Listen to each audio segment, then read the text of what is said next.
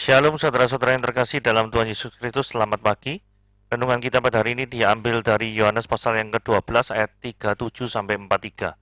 Judul renungan kita pada hari ini adalah demi kehormatan siapa. Firman Tuhan dengan tegas menunjuk siapa sikap beberapa orang pemimpin yang takut dikucilkan oleh kelompoknya. Adalah sikap yang lebih suka akan kehormatan manusia. Sebagian orang mengurungkan niatnya untuk mempercayai Tuhan karena lebih takut kehilangan hormat dari manusia.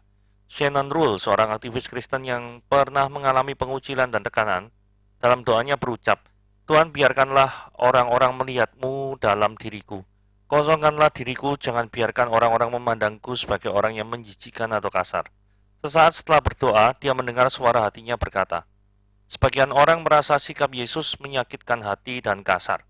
Coba hitung berapa orang yang mengundurkan diri karena menganggap ajarannya keras.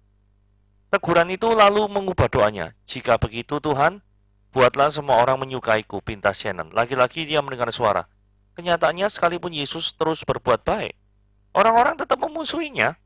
Tersadarkan teguran ini, Shannon pun berdoa, Tuhan, aku rindu mematuhimu, sertailah aku dalam setiap hubunganku, biarkan aku mencintai sesamaku seperti aku mencintaimu, dimuliakanlah namamu. Amin. Tak seorang pun ingin dimusuhi. Tidak orang, tiap orang itu ingin dihargai. Inilah sebabnya kita sering kali rela membayar dengan harga yang mahal demi mencari kehormatan manusia. Bahkan doa-doa kita pun selalu menyebut supaya kita dihindarkan dari orang-orang yang punya maksud jahat dan sebagainya. Ketika hanya memutuskan keinginan hanya untuk diri sendiri, maka hal itu akan sulit terpenuhi. Jika kita ingin mendapatkan penghormatan Tuhan, mematuhi kehendaknya adalah hal yang utama. Jika ingin sikap orang lain berubah, maka kita perlu mengubah terlebih dahulu diri kita. Jika kita memutuskan untuk mematuhi kehendak Allah, bisa jadi kita akan menghadapi banyak pertentangan, bahkan kehilangan hormat dari manusia. Oke, sekarang kita akan masuk ke dalam renungannya. Apakah Anda malu mengakui kepercayaan dan iman saudara di depan orang lain? Yang kita lihat bacaannya yaitu Yohanes pasal yang ke-12 ayat 37 sampai yang ke-43. Ayat 37 berkata demikian. Dan meskipun Yesus mengatakan begitu banyak mujizat di depan mata mereka, namun mereka tidak percaya kepadanya. Supaya genaplah firman yang disampaikan oleh Nabi Yesaya, Tuhan, siapakah yang percaya kepada pemberitaan kami? Dan kepada siapakah tangan kuasa Tuhan dinyatakan? Karena itu mereka tidak dapat percaya sebab Yesaya telah berkata juga, Ia telah membutakan mata dan mendegilkan hati mereka, supaya mereka jangan melihat dengan mata dan menanggap dengan hati, lalu berbalik, sehingga aku menyembuhkan mereka. Hal ini dikatakan oleh Yesaya, karena dia telah melihat kemuliaannya dan telah berkata-kata tentang dia.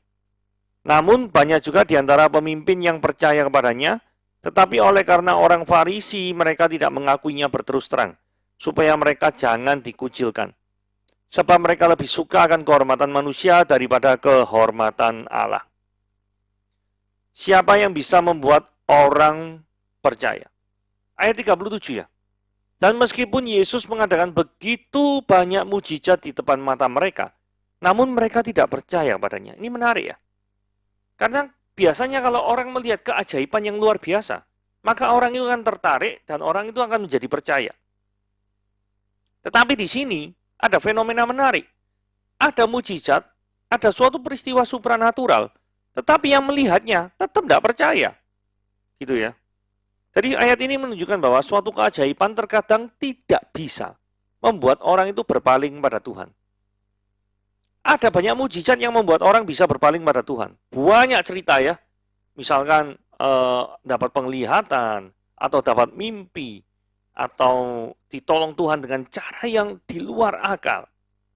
Itu bisa membuat orang itu berpaling pada Tuhan. Tapi ada beberapa yang orang yang mengeraskan hatinya ya. Sehingga mujizat pun tidak menggugah hatinya. Saudara tanya, kok bisa gitu ya? Loh, jangan jauh-jauh saudara. Di firman Tuhan, di perjanjian lama ya. Di apa namanya? Tahu Firaun toh ya, namanya Firaun Raja Mesir itu. Itu ada 10 tulah. Jelas-jelas dewanya orang Mesir itu kalah telak. Masih tidak mau melepaskan orang Israel. Itu jelas itu. Itu apa namanya terang benderang lah. Mujizat-mujizatnya peristiwa adikodratinya itu luar biasa ya. Ada kata, penyakit sampar, air jadi darah, macam-macam lah ya. Nyamuk, lalat pikat lah. Semuanya itu sudah di luar akal. Tidak mungkin kalau ini tuh terjadi cuma fenomena alam biasa. Pasti ada yang mengaturnya, ada pribadi intelektual yang mengatur dari semuanya itu. Itu pun tidak mampu membuat hati Firaun yang keras itu leleh. Jadi artinya apa? Orang tidak mau percaya. Kalau hatinya keras, tidak mau percaya. Terus timbul pertanyaannya. Jikalau hati manusia itu sekeras batu seperti itu. Jadi apa sebenarnya yang membuat orang itu bisa percaya sama Tuhan? Jawabannya cuma satu, pekerjaan Roh Kudus. Ya. Yohanes 16 ayat 8 sampai 9 dikatakan demikian. Dan kalau ia datang, roh itu datang maksudnya. Dia akan menginsafkan dunia akan dosa, kebenaran dan penghakiman. Akan dosa karena mereka tetap tidak percaya padaku. Jadi kalau roh itu datang, menginsafkan dunia akan dosa. Dosanya apa? Mereka tidak percaya. Kalau diinsafkan, berarti akan menjadi percaya. Sesuai dengan topik yang kita bicarakan tadi. Siapakah yang bisa membuat orang percaya? Itu siapa? Pribadi roh Tuhan sendiri.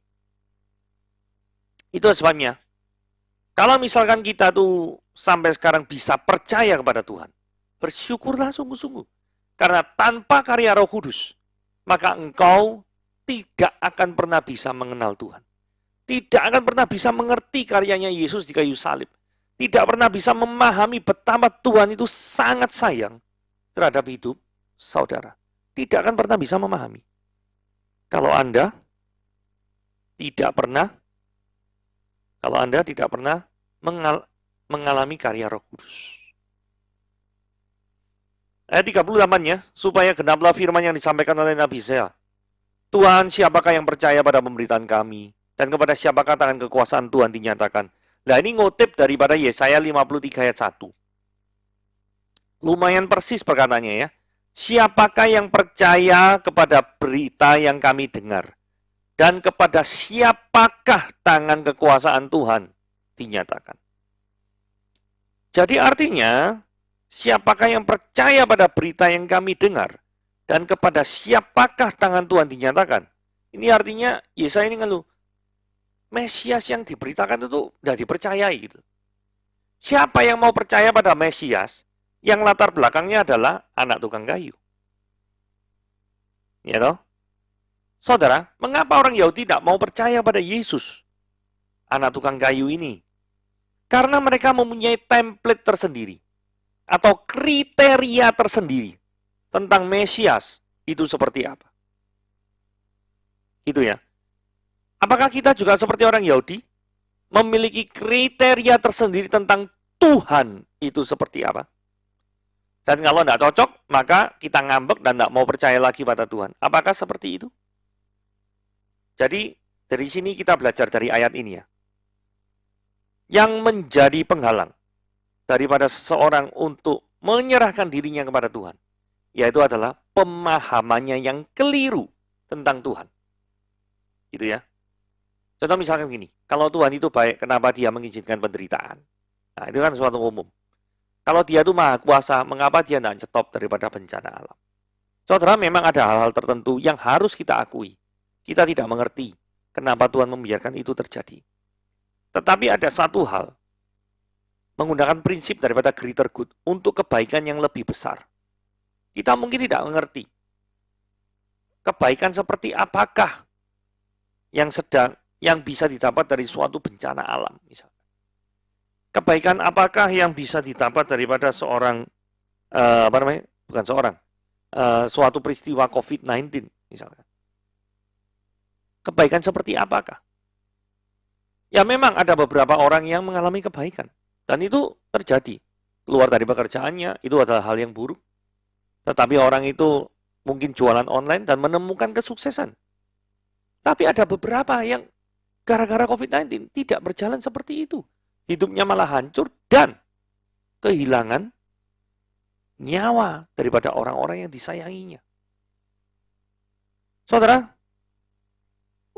memang kita tidak bisa secara tuntas untuk menjelaskan kenapa Tuhan berbuat seperti itu. Saudara, memang ada beberapa hal yang saudara tahu ilustrasi seorang anak kecil yang melihat ibunya merajut ya. Jadi namanya anak kecil ya. Kalau lihat ibunya merajut, lihat dari bawah, pasti yang terjadi adalah apa? Kok benang-benangnya kusut, tidak beraturan, keindahannya mana? Ya toh?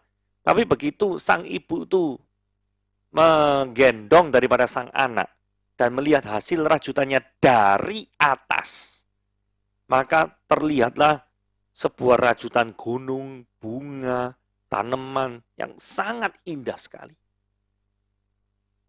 Saudara, mungkin saat ini kita tidak bisa melihat keindahan Tuhan. Itu karena kita sedang berada dalam posisi bawah. Mungkin kita tidak menggunakan perspektif Tuhan yang melihat dari atas.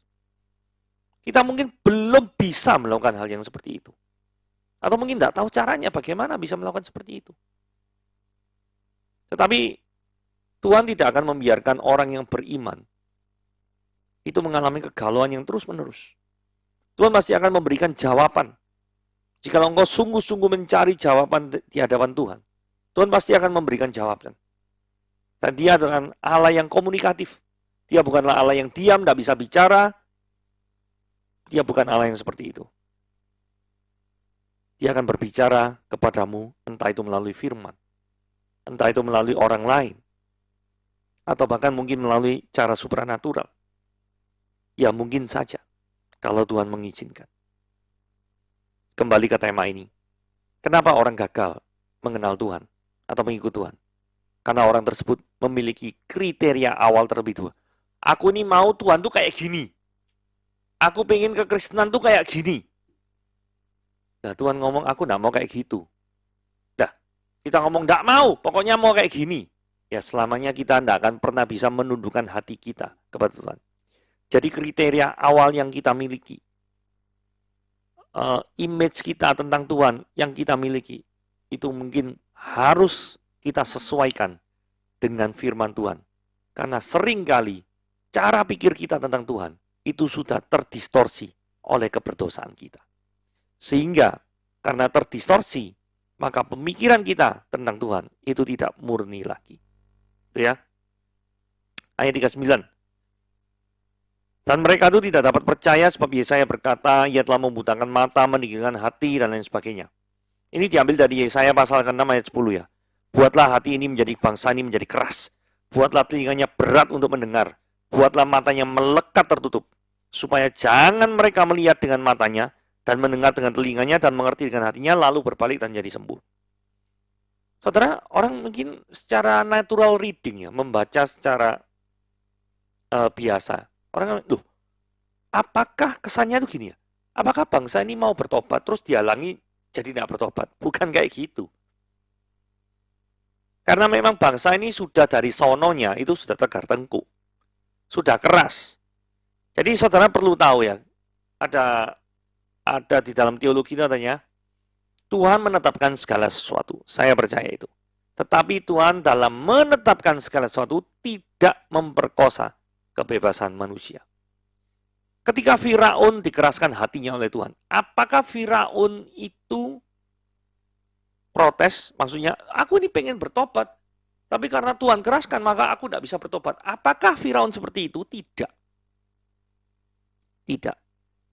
Firaun menjadi seperti itu karena kebebasannya dia. Memang ini suatu filosofi yang sangat sulit. Bagaimana manusia yang bebas? Tapi di lain pihak Tuhan itu menetapkan. Nah, yang saya bisa jawab, Tuhan mempunyai suatu cara yang menetapkan tetapi tidak memperkosa kebebasan manusia. Buktinya, ketika seorang itu berdosa, orang itu bebas-bebas saja, tidak merasa ada kekuatan paksaan yang mendorong dia itu untuk berbuat dosa, tidak ada itu. Berbuat dosanya dengan sukacita, dengan maunya sendiri kok. Tidak ada ceritanya orang itu berbuat dosa itu dipaksa oleh Tuhan, tidak ada. Itu poin pertama. Poin kedua adalah reprobation. Reprobation itu lawannya election. Election itu kaum pilihan. Reprobate itu artinya orang-orang yang ditetapkan untuk binasa. Ada ayatnya? Enggak ada. Yohanes 17 ayat 12 ngomong gini. Selama aku bersama-sama dengan mereka, aku melihara mereka dalam namamu, yaitu namamu yang telah engkau berikan padaku, aku telah menjaga mereka. Ini kaum election. Tuhan jaga. Tidak kehilangan keselamatan. Tapi di lain pihak, ada orang yang tidak ada seorang pun dari mereka yang binasa, selain daripada dia yang telah ditentukan untuk binasa. Supaya genaplah yang tertulis dalam kitab suci. Jadi memang ada orang tertentu yang ditetapkan untuk binasa. Begitu ya. Ini firman Tuhan ya. Jadi yang mesti taat. Nah ini ya. Apa yang di depan mata ternyata lebih penting. Namun banyak juga di antara pemimpin itu percaya padanya. Wah, ini pemimpin percaya Yesus. Pemimpin percaya mbak tukang kayu, gitu ya. Kesannya gimana kesannya? Malu kan ya?